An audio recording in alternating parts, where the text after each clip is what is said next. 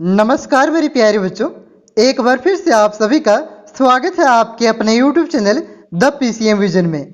आज की इस वीडियो में हम लोग क्लास 12 इकोनॉमिक्स के टॉप 40 VBI MCQ प्रश्नों को डिस्कस करेंगे बच्चों, जो आपके बोर्ड एग्जाम में आने की ज़्यादा से ज़्यादा संभावना है। तो आप लोग वीडियो पे बने रहिएगा और वीडियो अच्छा लगे तो वीडियो को लाइक करके दोस्तों में शेयर अवश्य करिएगा। तो चलिए स्टार्ट करते हैं आज के प्रश्नों को। पहला क्वेश्चन है बच्चों, परिवर्तनशील अनुपात के नियम के अनुसार एक विवेकशील उत्पादक उत्पादन के किस स्तर पर उत्पादन करना चाहता है। विवेकशील का मतलब हुआ होशियार उत्पादक, तो किस स्तर पर करना चाहता है बच्चों? ऑप्शन नंबर बी इसका राइट आंसर हो जाएगा, द्वितीय स्तर पर। ठीक है, तो अगर आपसे क्वेश्चन पूछा जाए कि परिवर्तनशील अनुपात के नियम के अनुसार उत्पादन के कितने स्तर या अवस्था होते हैं, तब इसका राइट आंसर हो जाएगा 3 अवस्था होती है बच्चों, उसमें से द्वितीय स्तर पर एक विवेकशील उत्पादक उत्पादन करना चाहता है। आप लोगों ने पढ़ा होगा इस प्रकार से। ठीक है, तो ये पहला अवस्था हो गया, दूसरा और ये तीसरी अवस्था हो जाता है। ठीक है, उसके बाद देखिए अगला प्रश्न है, दूसरा प्रश्न आपका, निम्नलिखित में से कौन औसत उत्पाद की विशेषता नहीं है। यहाँ पे नहीं वाला जो पॉइंट है ना, बड़ी खतरनाक पॉइंट है। ठीक है, बहुत सारे बच्चे जल्दी में पढ़ते हैं क्वेश्चन और नहीं वाला पॉइंट को नहीं पढ़ते हैं, उसकी वजह से क्वेश्चन जानते हुए भी मिस्टेक कर देते हैं। ठीक है, तो आप लोग एग्जाम में क्या कीजिएगा, क्वेश्चन को ध्यान से पढ़िएगा। इस तरह के 4-5 क्वेश्चन नहीं वाला टाइप का रहेगा, तो आप लोग क्वेश्चन को ध्यान से पढ़िएगा, नहीं तो क्वेश्चन को जानते हुए भी आप लोग मिस्टेक कर सकते हैं। तो देखिए औसत उत्पाद की कौन सी विशेषता नहीं है। पहला ऑप्शन हम लोग पढ़ते हैं, औसत उत्पाद को परिवर्तित साधन के प्रति इकाई उत्पादन कहा जाता है, तो ये विशेषता है बच्चों। उसके बाद देखिए परिवर्तित साधन की इकाई को बढ़ाने से औसत उत्पाद बढ़ता है, अधिकतम होने के बाद घटने लगता है, तो ये भी इसकी विशेषता है। उसके बाद देखिए तीसरा ऑप्शन है, औसत उत्पाद वक्र का आकार उल्टा यू आकार का होता है। किस प्रकार से होता है? इस प्रकार से होता है, हम लोगों ने भी पढ़ा था, तो ये भी आपका ये विशेषता औसत उत्पाद का है। उसके बाद देखिए ऑप्शन नंबर डी में है, औसत उत्पाद का मान शून्य अथवा ऋणात्मक भी हो सकता है। देखिए औसत कभी आपका ऋणात्मक यानी कि नेगेटिव और जीरो हो ही नहीं सकता है, तो औसत उत्पाद का कैसे होगा, यानी कि एवरेज प्रोडक्शन आपका कभी भी जीरो और नेगेटिव नहीं हो सकता है। ऑप्शन नंबर डी इसका राइट आंसर हो जाएगा, औसत उत्पाद की यह विशेषता नहीं है बच्चों। उसके बाद देखिए अगला प्रश्न है, जब सीमांत उत्पाद औसत उत्पाद से कम होता है तब औसत उत्पाद में वृद्धि होती है, कोई परिवर्तन नहीं होता है, तीव्र गति से वृद्धि होता है और कमी होता है, तो इसका राइट आंसर हो जाएगा कमी होता है बच्चों। जब सीमांत उत्पाद औसत उत्पाद से कम होता है तब औसत उत्पाद में क्या होता है? कमी होता है। ऑप्शन नंबर डी इसका राइट आंसर हो जाएगा, और यह आपका बहुत ही ज्यादा VBI प्रश्न है। ठीक है, उसके बाद देखिए अगला प्रश्न है बच्चों, अधिक उत्पत्ति के सभी साधनों को 2 गुना करने पर उत्पादन 3 गुना वृद्धि होती है, तो इसे कहा जाता है। देखिए क्या कर रहे हैं, 2 गुना हम लोग क्या कर रहे हैं, साधनों को 2 गुना वृद्धि कर रहे हैं, उसके बाद क्या हो रहा है, 3 गुना उत्पादन में वृद्धि हो रहा है, प्रोडक्शन में 3 गुना वृद्धि हो रहा है। ठीक है, तो इसे क्या कहेंगे, तो इसे कहेंगे बच्चों पैमाने के वृद्धिमान प्रतिफल कहेंगे। ठीक है, यहाँ पे वृद्धि देखिए वृद्धि हो रहा है तो वृद्धिमान कहेंगे। अगर ह्रास होता 2 गुना बढ़ोतरी करते हैं, अरे उससे क्या होता और कम हो जाता उत्पादन, तब क्या कहते हैं, ह्रासमान कहते हैं। ठीक है, तो ऑप्शन नंबर सी इसका राइट आंसर हो जाएगा। उसके बाद देखिए अगला प्रश्न है, उत्पादन के सापेक्ष कुल आगाम में परिवर्तन। देखिए कुल में अगर परिवर्तन आ जाए, ठीक है ना, कुल में परिवर्तन आ जाए, चाहे उपयोगिता हो जाए, चाहे लागत हो जाए, चाहे प्रोडक्शन आपका उत्पादन हो जाए, ठीक है, चाहे आगाम हो जाए, कुल में परिवर्तन आ गया तब क्या होगा बच्चों, सीमांत हो जाएगा। ठीक है, तो देखिए किसमें परिवर्तन आ रहा है, कुल आगाम में, तो क्या हो जाएगा, सीमांत आगाम। इस दर को क्या कहेंगे, सीमांत आगाम कहेंगे। Option number C right answer हो जाएगा। यहाँ पे कुछ बच्चे कह रहे होंगे कि हाँ सर आपने बताया था कि एक अतिरिक्त इकाई का जहां पे प्रयोग किया जाएगा वहां पे सीमांत आएगा, तो बच्चों दोनों जगह पर अगर कुल में परिवर्तन आ जाए तो एक अतिरिक्त इकाई का प्रयोग करें। ठीक है, तो उसे क्या कहेंगे, सीमांत आगाम कहेंगे। क्लियर है। उसके बाद देखिए अगला प्रश्न है, कुल लागत आपका TC दिया हुआ है, कुल स्थिर लागत TFC आपका दिया हुआ है, और कुल परिवर्तनशील लागत TVC दिया हुआ है, तो इनमें से क्या संबंध पाया जाता है, सो आपसे पूछा है। तो देखिए बच्चों कुल लागत बराबर क्या होता है, टोटल फिक्स्ड लागत, यानी कि कुल स्थिर लागत प्लस क्या होता है, टोटल वेरिएबल कॉस्ट, यानी कि कुल परिवर्तनशील लागत होता है। ठीक है, TC इक्वल टू क्या होता है, TVC प्लस TFC, तो ऑप्शन नंबर क्या हो जाएगा, ऑप्शन नंबर बी इसका राइट आंसर हो जाएगा बच्चों। क्लियर है। उसके बाद देखिए ये फार्मूला आपका इंपॉर्टेंट याद रखिएगा, ठीक है। यहाँ पे अगर टीसी संबंध पूछा है वहां पे पूछ देगा कि टीएफसी इक्वल टू क्या होगा, टीएफसी इक्वल टू क्या होगा, तो इसको आप लोग क्या कर दीजिएगा, टीबीसी माइनस टीसी हो जाएगा। टीएफसी निकाल लीजिएगा, एक ही फार्मूला अगर आप याद रखते हैं TVC equal to TFC plus TC, तो आप सारा फार्मूला निकाल देंगे। टीसी बराबर क्या होगा, टीएफसी बराबर क्या होगा, टीबीसी बराबर क्या होगा, ये आप लोग निकाल लीजिएगा। क्या देखिए यहाँ पे TC equal to TFC equal to TVC यहाँ पे ऑप्शन नंबर सी में है, ठीक है। ऑप्शन नंबर डी में है तो ऑप्शन नंबर डी इसका राइट आंसर होगा, ठीक है। बी बता रहे थे, ऑप्शन नंबर डी में है TC equal to TFC plus TVC, ठीक है। उसके बाद देखिए अगला प्रश्न है आपका, तो ऑप्शन में भी आप लोगों को एग्जाम में ध्यान से पढ़ना है, ठीक है बच्चों। उसके बाद देखिए जब किसी वस्तु की मांग तथा पूर्ति में समान दर से वृद्धि होती है तो संतुलन कीमत में क्या होगी, कमी होगी। वृद्धि होती है, कोई परिवर्तन नहीं होता है, तीव्र गति से वृद्धि होता है। देखिए बच्चों यहाँ पे क्या हो रहा है, जितना मांग किया जा रहा है उतना पूर्ति हो रहा है, तो क्या होगा, कुछ भी परिवर्तन नहीं होगा, उसके संतुलन कीमत में कोई परिवर्तन नहीं हुआ। ऑप्शन नंबर सी इसका राइट आंसर हो जाएगा। उसके बाद देखिए किसी वस्तु की मांग डी तथा पूर्ति एस हो तो मांग अधिकाई की स्थिति में को दर्शाया जा सकता है। मांग अधिकाई मतलब मांग अधिक हो जा रहा है, जितना पूर्ति नहीं कर पा रहे बाजार में उससे मांग अधिक हो जा रहा है, ठीक है। मांग अधिक हो जा रहा है, तो देखिए मांग कहां पे अधिक दिखा रहा है, देखिए ये जो मुहा दो को फरले रखता है तने की होता है, तने अधिक, तो ये भी आपका सही आंसर हो जाएगा, ठीक है। उसके बाद देखिए ऑप्शन नंबर बी में है क्या है, D minus S E greater than zero. अगर संतुलन की अवस्था में होता बच्चों तो D minus S equal to क्या होता है, जीरो होता है। यहाँ पे दिया है ग्रेटर देन, तो ये भी आपका हो जाएगा, ऑप्शन नंबर बी भी होगा, यानी कि ऑप्शन नंबर डी ये तथा बी दोनों इसका राइट आंसर होगा बच्चों, ठीक है ना, क्लियर है। उसके बाद देखिए अगला प्रश्न है, यहाँ पे कुछ बच्चों को समझ में नहीं आ रहा होगा कि D minus S equal to zero कैसे कर दिए सर। अरे बच्चों देखिए जब संतुलन की अवस्था में क्या होगा, मांग बराबर बस पूर्ति होगा ना, मांग बराबर पूर्ति होता है। तो देखिए बच्चों इसको अगर इधर ले आएंगे, इधर आएंगे तो क्या होगा, माइनस होगा, तो डी माइनस एस हुआ तो उधर क्या बचेगा, जीरो बचेगा। तो जीरो बचना चाहिए, लेकिन यहाँ पे क्या दिखा रहा है, साइन दिखा रहा है बड़ा का, कीला बड़ा हो जाएगा, माइनस जो घटाएंगे दुयोग तो बड़ा होगा जीरो से, तो जीरो तो ऐसा क्या कब होगा, जब मांग अधिकाई की स्थिति में ही ऐसा होता है, ठीक है। उसके बाद देखिए अगला प्रश्न है, किसी वस्तु की मांग की तुलना में पूर्ति में अधिक वृद्धि होने से साम्य मात्रा में क्या होता है, तो क्या होता है बच्चों, कमी होता है, ठीक है। ऑप्शन नंबर ये इसका राइट आंसर हो जाएगा। उसके बाद देखिए न्यूमेरिकल वाला क्वेश्चन है, बहुत आसान क्वेश्चन है, पूर्ति की लोच वाला क्वेश्चन है। देखिए बच्चों इस तरह का क्वेश्चन आपके बोर्ड एग्जाम में एक फिक्स है, ये न्यूमेरिकल एक फिक्स है, तो यहां ध्यान से समझिएगा, बार बार मैं इसको बता रहा हूं इसलिए। किसी वस्तु की कीमत में 5% की वृद्धि करने से पूर्ति की मात्रा में कितना वृद्धि हो रहा है, 4% वृद्धि हो रहा है, तो पूर्ति की कीमत लोच क्या होगा। तो बच्चों हम लोगों ने पढ़ा था कि पूर्ति की कीमत लोच बराबर क्या होता है, पूर्ति की मात्रा में प्रतिशत परिवर्तन। तो देखिए पूर्ति की मात्रा में कितना प्रतिशत परिवर्तन हो रहा है, 4 बच्चों, बटा क्या बताए थे कि पूर्ति की क्या बताए थे, वस्तु की कीमत में प्रतिशत परिवर्तन, क्या बताए थे, पूर्ति में प्रतिशत परिवर्तन बटा वस्तु की कीमत में प्रतिशत परिवर्तन। तो यहाँ पे देखिए बच्चों वस्तु की मात्रा, वस्तु की पूर्ति में कितना प्रतिशत का परिवर्तन हो रहा है, 4%, और दाम में कितना प्रतिशत का परिवर्तन हो रहा है, 5, तो 4/5 कितना हो जाएगा, इसको काट कूट करिएगा ना तो 0.8 आएगा। ऑप्शन नंबर सी इसका राइट आंसर हो जाएगा, ठीक है बच्चों।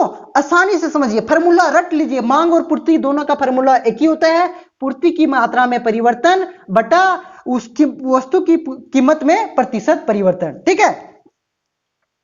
उसके बाद देखिए अगला प्रश्न है, किसी वस्तु की एक अतिरिक्त इकाई के विक्रय से प्राप्त आगाम को क्या कहा जाता है। तो एक अतिरिक्त कब आता है, तो कुल में परिवर्तन कब आता है, तो क्या होगा, सीमांत आगाम होगा। ऑप्शन नंबर बी इसका राइट आंसर। उसके बाद देखिए नेक्स्ट क्वेश्चन है बच्चों, उत्पादन की मात्रा में परिवर्तन के साथ किस प्रकार लागत में परिवर्तन होता है। तो कुल स्थिर लागत में परिवर्तन होता है, अवसर लागत में परिवर्तन होता है, कुल परिवर्तनशील लागत में परिवर्तन होता है। तो कुल परिवर्तनशील लागत में परिवर्तन होता है, उत्पादन की मात्रा में परिवर्तन करेंगे, फिक्स वाला तो फिक्स हो जाएगा ना, जैसे आपका बिजली के कॉस्ट में मजदूरी में परिवर्तन होगा, कच्चे माल की लागत में परिवर्तन होगा, तो ये सब क्या है, कुल परिवर्तन, ये सब परिवर्तनशील लागत है ना, तो यही सब लागत को जोड़ देंगे तो कुल परिवर्तनशील लागत होगा और इसी में परिवर्तन होगा, ठीक है। उत्पादन में अगर परिवर्तन करेंगे, फिक्स वाला तो आपका फिक्स रहेगा। क्या किसी वस्तु की पूर्ति वक्र मूल बिंदु की से गुजरता है तो पूर्ति की कीमत लोच क्या होगा। देखिए बच्चों पूर्ति या तो मांग दोनों का कीमत लोच एक है, मूल बिंदु यहां से गुजर रहा है तो क्या होगा, यहां से क्या गुजरता है तब क्या होता है, एक होता है। अगर यहां से गुजरे तब क्या होगा बच्चों, ईडी इक्वल टू यानी कि मांग की पूर्ति किलोज, ई यहाँ पे ई एस होगा, ठीक है, ई एस होगा क्योंकि यहाँ पे पूर्ति है, अगर पूर्ति मांग रहता तो ईडी होता, ठीक है। तो ई एस इक्वल टू क्या हो जाएगा, लेस देन 1 हो जाएगा, ठीक है, इक्वल टू नहीं, E equal to E S equal to क्या हो जाएगा, यानी कि इलास्टिसिटी यहाँ पे क्या हो जाएगी, लेस देन 1 हो जाएगी। अगर यहाँ पे पूछता वहां पे फिगर दे के पूछेगा कि यहाँ पे क्या होगी, मांग किलोज या तो पूर्ति किलोज, तब क्या हो जाता है, ईडी तो अगर ई डी तो ई एस, ठीक है, डी तो ई एस इक्वल टू क्या होता है, 1 से अधिक हो जाता है। और यहाँ पे पूछ दिया जाए तो इनफिनिट हो जाता है, और यहाँ पे पूछ दिया जाए तब क्या हो जाता है, 0 हो जाता है। कि उसके बाद देखिए अगला प्रश्न देखते हैं हम लोग। मान लिया जाए कि एक बाजार में 3 एक जैसे फर्म है, कितने फर्म है बच्चों, 3 फर्म है, और तथा वस्तु की कीमत कितना है, 5 रुपया है, ठीक है। और एक फर्म वस्तु की 50 इकाई की पूर्ति करता है, मतलब 50 इकाई देता है, ठीक है, 50 इकाई देता है, तो वस्तु की बाजार पूर्ति क्या होगा। तो बाजार पूर्ति में क्या करते बच्चों, सभी को जोड़ देते हैं। देखिए एक 50 करेगा, ठीक है, फिर दूसरा 50 किया, ठीक है, फिर तीसरा क्या करेगा, 50 करेगा, तो 150 हो गया। तो ये 5 रुपया जो दिया है फंसाने के लिए दिया आपको, ताकि आप 50 गुना 5 कर दें, 250 आ जाएगा, ठीक है, जब 5 दिया 15 कर दें वो आ जाएगा, सिर्फ फंसाने के लिए दिया था। तो यहाँ पे देखिए बाजार पूर्ति का मतलब क्या होता है, जितना भी पूर्ति सभी के द्वारा किया जा रहा है उसको जोड़ देंगे, तो उसको जोड़ दीजिए, 3 गो है, तीनों से 50-50 की किया जा रहा है, तो 150 आ जाएगा, option number D right answer. उसके बाद देखिए न्यूमेरिकल में थोड़ा टाइम लगेगा, थोड़ा समझ लीजिए बच्चों। अगला प्रश्न है,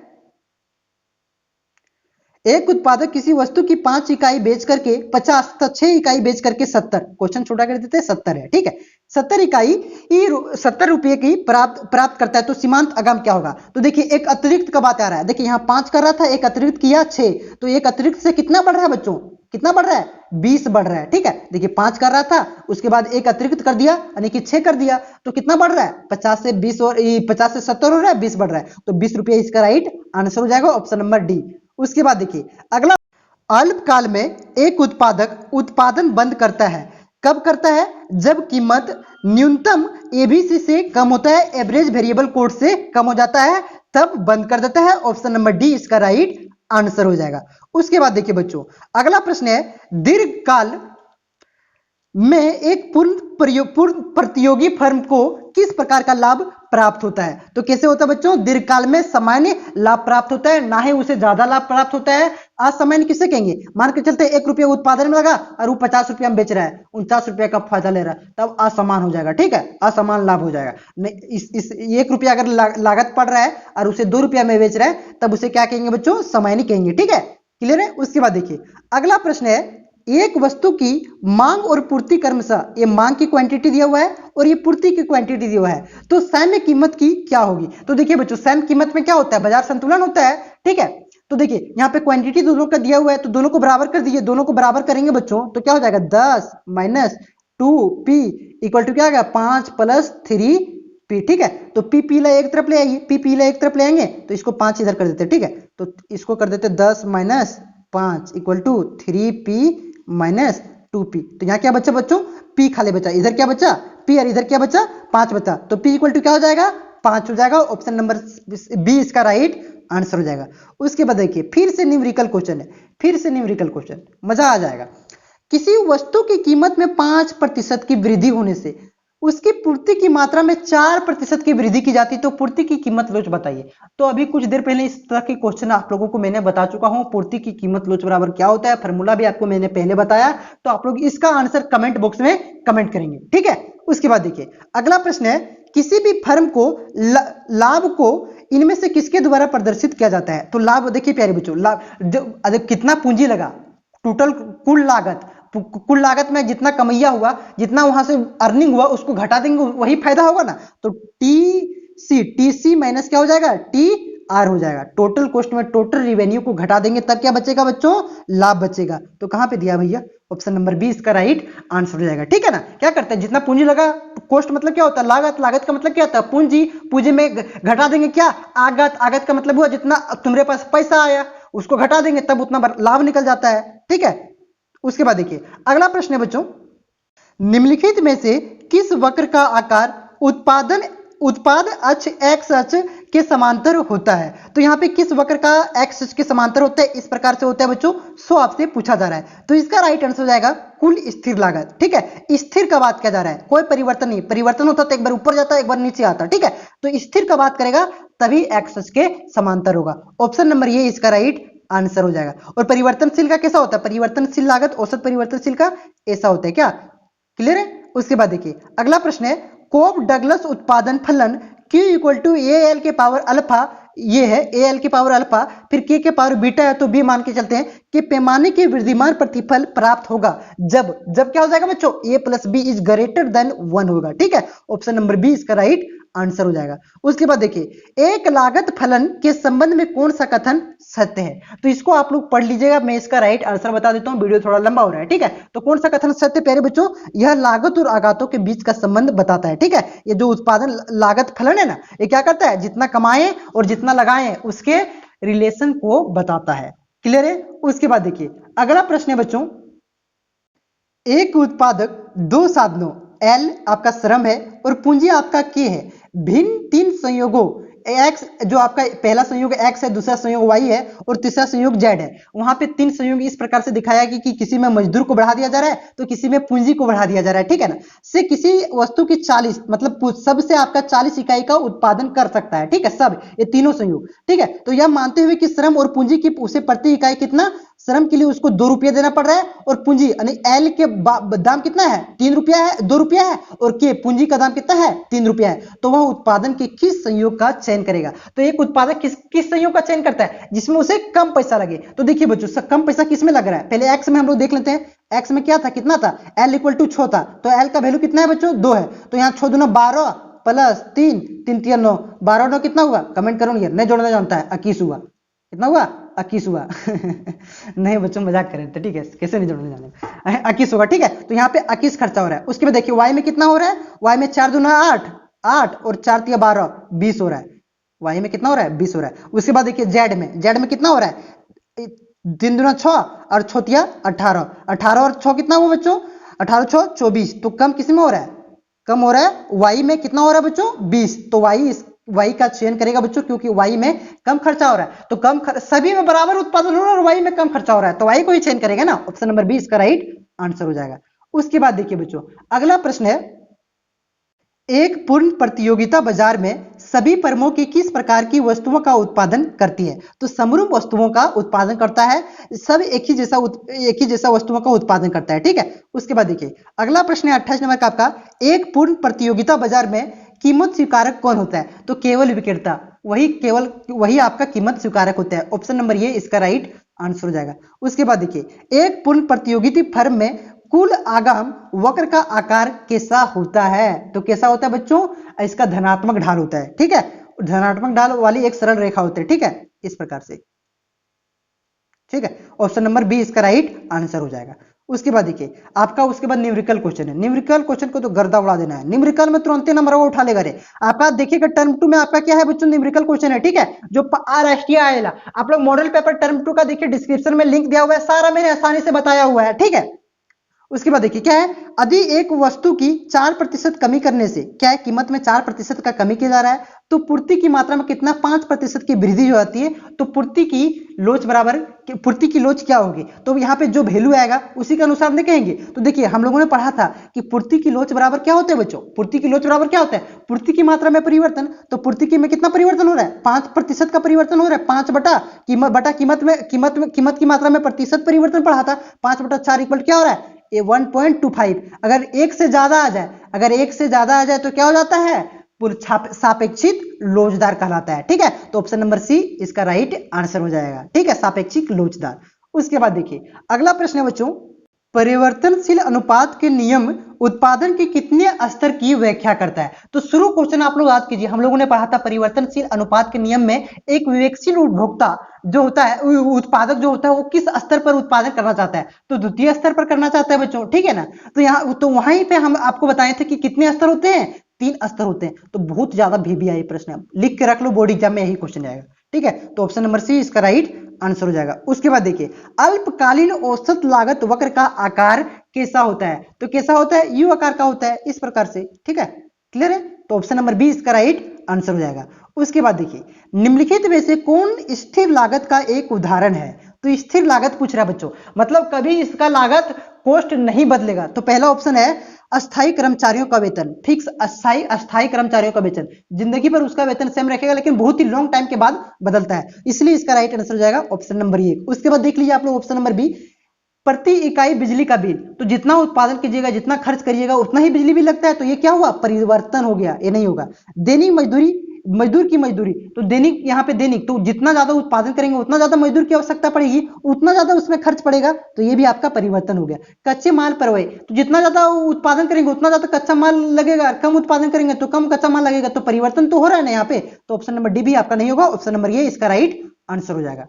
उसके बाद देखिए बच्चों, औसत लागत और सीमांत लागत आपस में बराबर होती है जब, क्या होता है बच्चों? जब औसत लागत न्यूनतम होती है तब ये दोनों बराबर होता है। एक क्वेश्चन पहले रिपीट हो चुका है, ठीक है। लागत की बात करें, आघात की बात करें, अतोपयोगिता की बात करें, हर केस में इसी यही कंडीशन लागू होता है। जब औसत सीमांत के बराबर होता है बच्चों, तब क्या होता है? औसत न्यूनतम होता है, तभी औसत और सीमांत बराबर होता है, ठीक है। हर केस में, उपयोगिता के केस में, आगाम के केस में, आपका उत्पादन के केस में, चाहे वह आपका लागत का केस हो, ठीक है। उसके बाद देखिए अगला प्रश्न है, किसी वस्तु की प्रति इकाई बिक्री से एक उत्पादक को प्राप्त राशि क्या कहलाती है? देखिए, प्रति इकाई बिक्री से उत्पादक को प्राप्त राशि क्या कहलाता है? कुल आगाम कहलाता है, ठीक है। ऑप्शन नंबर ये इसका राइट आंसर हो जाएगा। उसके बाद देखिए, फार्मूला पूछा है, फार्मूला टीसी, कुल लागत टीसी, कुल स्थिर लागत टीएफसी और कुल परिवर्तनशील लागत टीबीसी के संबंध का कौन सा कथन सत्य है? तो अभी कुछ देर पहले बताएं कि टीसी इक्वल टू क्या होता है? TC equal to TFC plus TFC plus क्या होता है? टीबीसी होता है बच्चों। इस प्रकार से पढ़ें तो देखिए, इस प्रकार से है, कहीं कहां पे है जी? इस प्रकार से नहीं है। तो देखिए बच्चों, यहां पे सारा टीसी आपका टी, यहां पे देखिए आप टीबीसी, टीबीसी बराबर क्या हो जाएगा बच्चों? यहां पे देख लेते हैं, टीबीसी बराबर क्या होगा? टीसी माइनस टीएफसी होगा, टीसी माइनस टीएफसी। तो इस प्रकार से ऑप्शन है क्या? नहीं है। तो एक बार फिर देखिए और अगला ऑप्शन देखते हैं हम लोग। अब हम लोग लेते हैं, यहाँ पे टीसी हो गया, टीसी बराबर नहीं दिया हुआ है, टीएफसी बराबर टीबीसी बराबर देखे नहीं दिया हुआ है। अब क्या दिया है देखेंगे, टीएफसी, टीएफसी बराबर क्या हो जाएगा? ये फार्मूला से टीसी माइनस इसको टीसी, इसको इधर ले आएंगे, टीबीसी को क्या हो जाएगा? माइनस में चल जाएगा, तो माइनस टीबीसी हो जाएगा। तो किसमें दिया है? ऑप्शन नंबर डी में। तो वही क्वेश्चन को आपको घुमा दे रहा है बच्चों, फार्मूला इधर उधर कर दे रहा है। तो आप लोग एक ही चीज याद रखिएगा, टीसी बराबर टीएफसी प्लस टीबीसी होता है, ठीक है। उसके बाद देखिए अगला प्रश्न है आपका बच्चों, जब किसी वस्तु की कीमत में वृद्धि होती है लेकिन पूर्ति में कोई परिवर्तन नहीं होता है, तब संतुलन कीमत में क्या होती है? कमी होती है, वृद्धि होती है, कोई परिवर्तन नहीं होता है बच्चों। तो इसका राइट आंसर हो जाएगा, क्या हो जाएगा? अधिक होता है, वृद्धि होता है, ठीक है। ऑप्शन नंबर बी इसका राइट आंसर हो जाएगा। उसके बाद देखिए, यदि किसी वस्तु की मांग डी और एस बराबर हो जाए तो संतुलन की शर्त क्या होगा? तो डी और एस हो तो संतुलन, बाजार संतुलन की शर्त क्या होगा? तो बाजार संतुलन में क्या होता है? मांग बराबर हो जाना चाहिए आपका पूर्ति की, तो डी बराबर क्या हो जाएगा? एस। ऑप्शन नंबर ए इसका राइट आंसर हो जाएगा। उसके बाद देखिए प्यारे बच्चों, अगला प्रश्न है आपका, किसी वस्तु के न्यूनतम समर्थन मूल्य का बाजार मूल्य से क्या होता है? कम होता है। न्यूनतम समर्थन मूल्य पूछ रहा है, मतलब जो सरकार खरीदता है ना, न्यूनतम समर्थन मूल्य देखा होगा आप लोगों ने, धान देता है, तो क्या होता है? बाजार से अधिक रेट पर खरीदता है वो, तो बाजार से अधिक रेट पर होगा, क्या होगा? अधिक होता है, ठीक है। बाजार से अधिक मूल्य पर खरीदता है, देखा होगा सरकार ने, धान हम लोग 12 रुपये बेचते हैं और फैक्स में धान कितना में खरीदता है? वही न्यूनतम समर्थन मूल्य हो गया, फैक्स में 25 रुपये में खरीदता है, लेकिन पैसा लेट से देता है, क्या करेगा? सरकार है बाबू।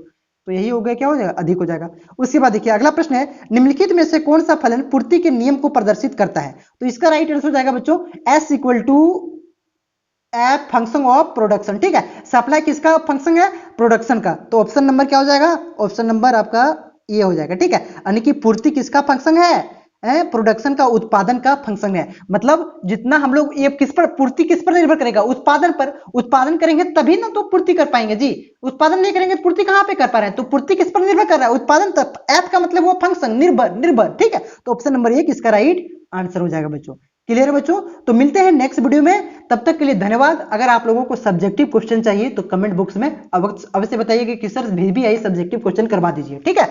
धन्यवाद बच्चों, मिलते हैं नेक्स्ट वीडियो में। वीडियो को लाइक नहीं किया तो वीडियो को लाइक अवश्य करेंगे।